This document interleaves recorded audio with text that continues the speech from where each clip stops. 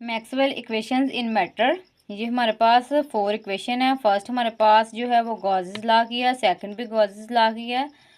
तो इसमें हमारे पास इक्वल टू ज़ीरो इसलिए है क्योंकि जो मैग्नेट है वो मोनोपोल नहीं होता।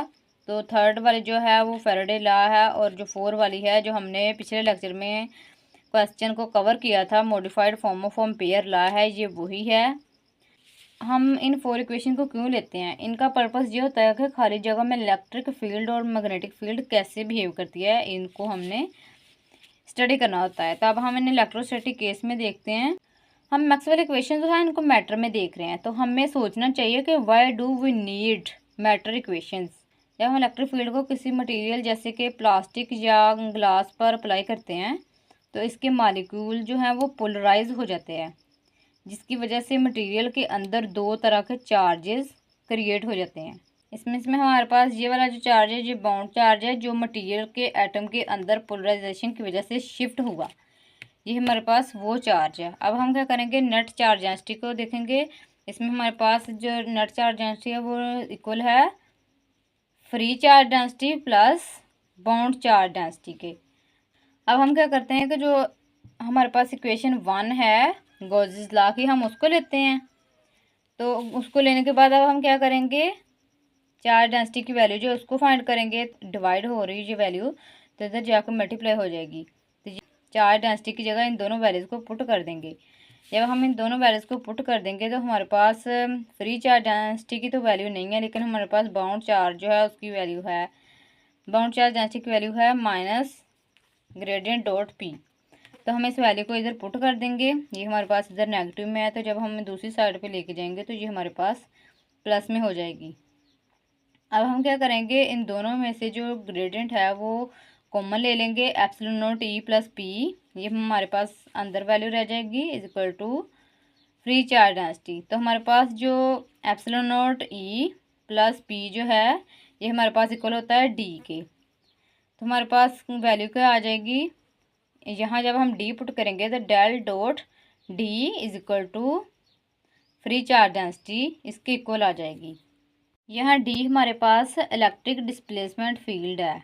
मैग्नेटोस्टैटिक केस में देखेंगे जो भी हमारे पास है डेल क्रॉस एम, तो ये भी हमारे पास है बाउंड चार्ज डेंसिटी, ये मटेरियल की मैग्नेटाइजेशन की वजह से होती है। नेट करंट डेंसिटी, पहले हमने चार्ज डेंसिटी देखा था, अब हम नेट डेंसिटी देखेंगे। पहले हमारे पास चार्ज डेंसिटी था, अब हमारे पास करंट डेंसिटी है।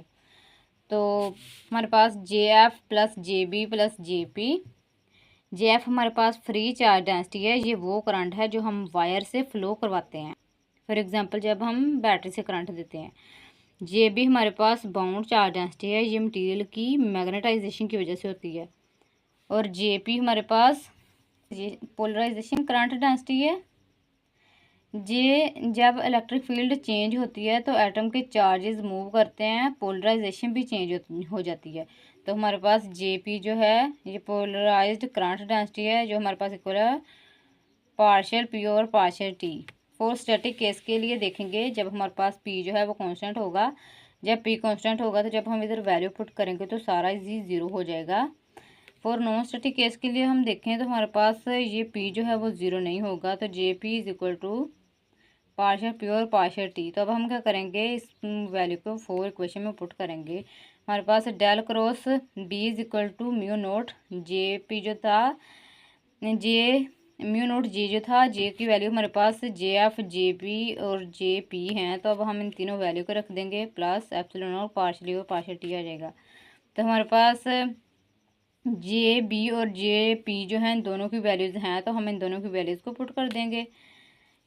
तो हमारे पास म्यू नोट जो है ये इधर मल्टीप्लाई हो रहा है तो इधर जाकर डिवाइड हो जाएगा। तो हमारे पास J F plus del cross M, और ये साथ वैल्यू वैसे आ जाएगी। ये हमारे पास वैल्यू जो है हम इसको दूसरी साइड पे ले जाएंगे, जब हम इसे दूसरी साइड पे लेके जाएंगे तो इसके साथ माइनस का साइन यूज़ होगा। तो इन दोनों का जो है वो विद रिस्पेक्ट टू टाइम ले रहे हैं डेरिवेटिव, तो हम इन दोनों को भी एक साइड पे कर लेंगे। तो हमारे पास del cross H is equal to J F plus partial D, और पार्शियल टी कैसे आया, ये हमारे पास जो वैल्यू है ये इक्वल होती है डी के। डेल क्रॉस, ये हमारे पास जो वैल्यू है टोटल जो एच की इक्वल है, एच हमारे पास है मैग्नेटिक फील्ड इंटेंसिटी। तो ये हमारे पास जो वैल्यू है वो इसके इक्वल आ गई, डेल क्रॉस एच इक्वल आ गया जे एफ प्लस पार्शियल डी और पार्शियल टी के। ये हम इन मैटर में देखें तो हमारे पास ये इक्वेशन बनती है, del dot D is equal to rho F, जो हमने फर्स्ट पे फाइंड की थी।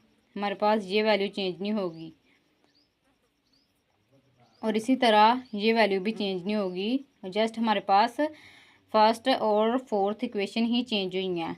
क्या आप बता सकते हैं कि फर्स्ट और फोर्थ ही क्यों चेंज हुई हैं? क्योंकि मैग्नेटिक फील्ड और इलेक्ट्रिक फील्ड हैं वो चेंज होंगी पोलराइजेशन और करंट की वजह से। लेकिन हमारे पास जो इक्वेशन सेकंड और थर्ड थी, इसमें हमारे पास जस्ट इलेक्ट्रिक फील्ड और मैग्नेटिक फील्ड ही हैं, लेकिन हमारे पास इसमें पोलराइजेशन और करंट नहीं है। तो इसलिए ये दोनों वैल्यू जो सेकंड और थर्ड इक्वेशन है ये चेंज नहीं होगी, जस्ट फर्स्ट और फोर्थ इक्वेशन ही चेंज होगी।